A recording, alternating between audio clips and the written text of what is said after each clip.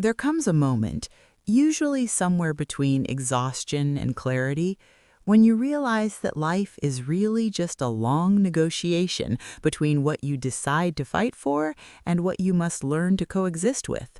It's like a long conversation between your will and your limits, and most of us are still learning the rules as we go, often the hard way.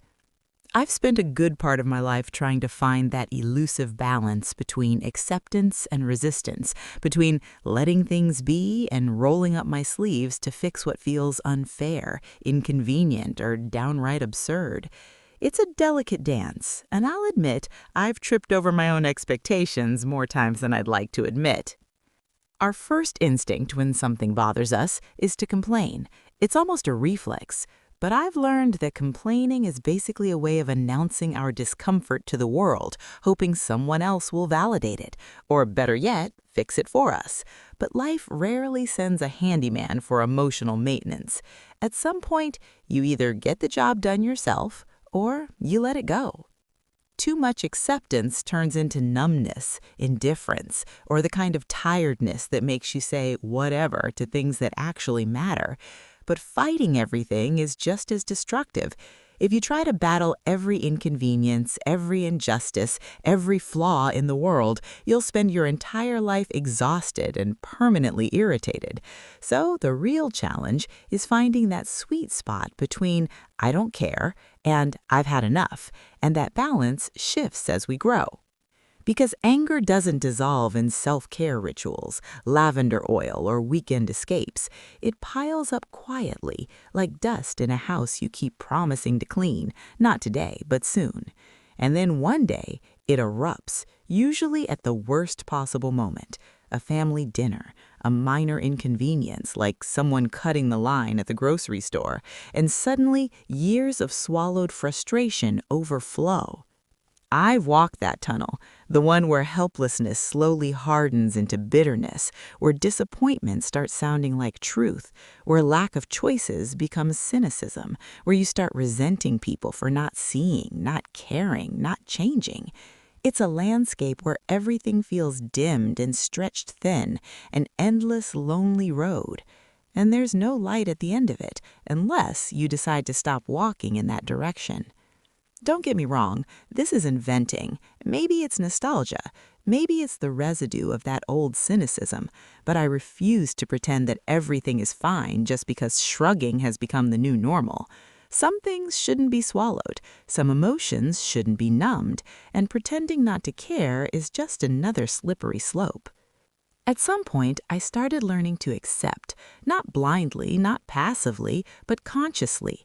And that journey came with its own collection of small revelations. I started accepting that we're not here to mold others into our idea of perfection. Trying to make friends or partners fit into the shape of our needs is both unproductive and unfair. People are who they are, not who we script them to be. It's like expecting someone who hates deep conversations to suddenly become your personal philosopher. They'll nod politely for 5 minutes, then change the subject to something safe, like the weather or their phone battery running low. I found myself accepting that people today are more easily triggered, always in a rush, and absorbed in their own chaos. Most of us are running on low energy and high alert, reacting before we're even aware of what we're reacting to. Try to hesitate at a green light for an extra heartbeat, and someone will snap back as if you've derailed their entire life trajectory. It's rarely about you. It's just the soundtrack of a world that's constantly overstimulated. I started accepting that many people curate themselves the way they do it with their feeds, polished at a distance, fragile up close. Everything looks perfect from a distance, the smiles, the relationships, but get close enough and you realize that most of it is held together by quiet compromises and unspoken tensions. It's not deception, it's just the modern survival instinct, presenting the version of ourselves we think the world expects to see. I slowly accepted that gratitude and thank you have become more of an outdated ritual than a natural response. Just hold the door for someone, and they will confidently pass through without a glance, as if acknowledgement has quietly slipped out of our social vocabulary. No nod, no smile, just a silent assumption that courtesy is optional. And for a moment, you can't help wondering when basic gratitude became such a rare gesture. I've made peace with the fact that what nourishes me no longer matches what most people call fun.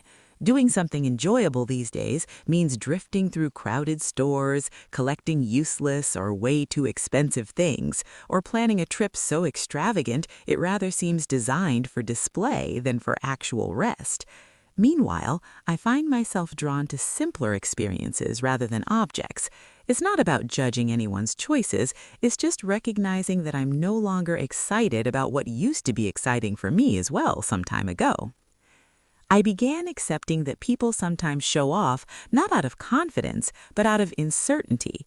People are subtly inflating their stories or highlighting their successes a little too brightly, as if they're trying to convince themselves as much as anyone else.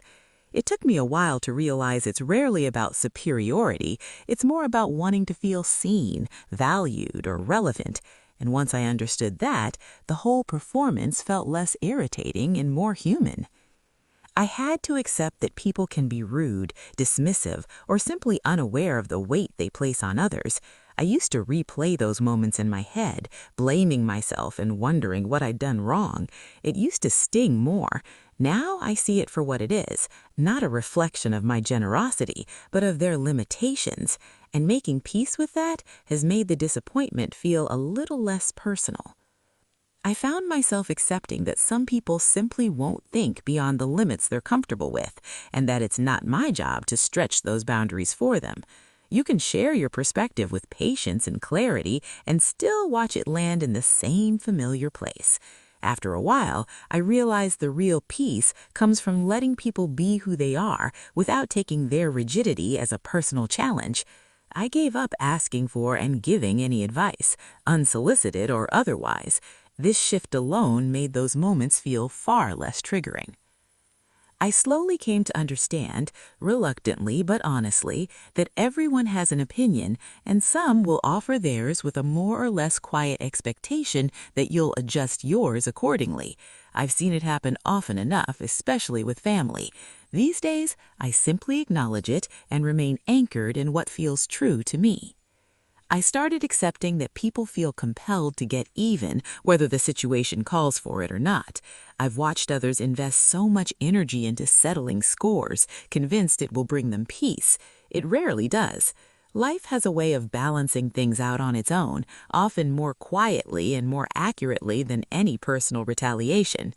What changed for me was realizing I don't need to react to that impulse in others. I can simply step back and mind my own business. I had to accept that people lean on whoever's closest, sometimes consciously, sometimes not. Some need validation, some need attention, some need emotional support, some just need someone to complain to, and sometimes you're the nearest available option.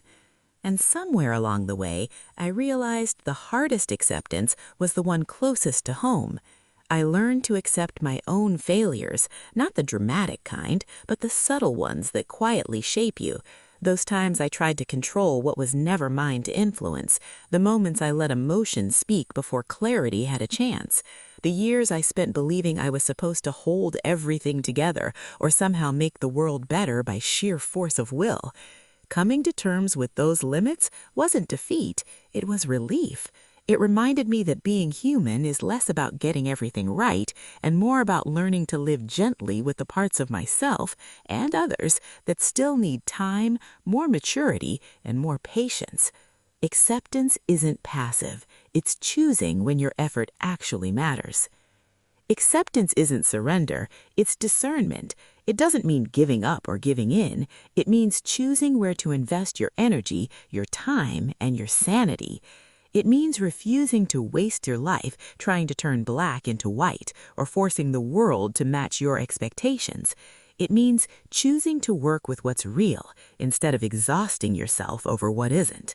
I'm still learning, of course. Acceptance isn't a destination, it's a practice. In the end, we can't change people, we can't fix the world, but we can choose how we move through it.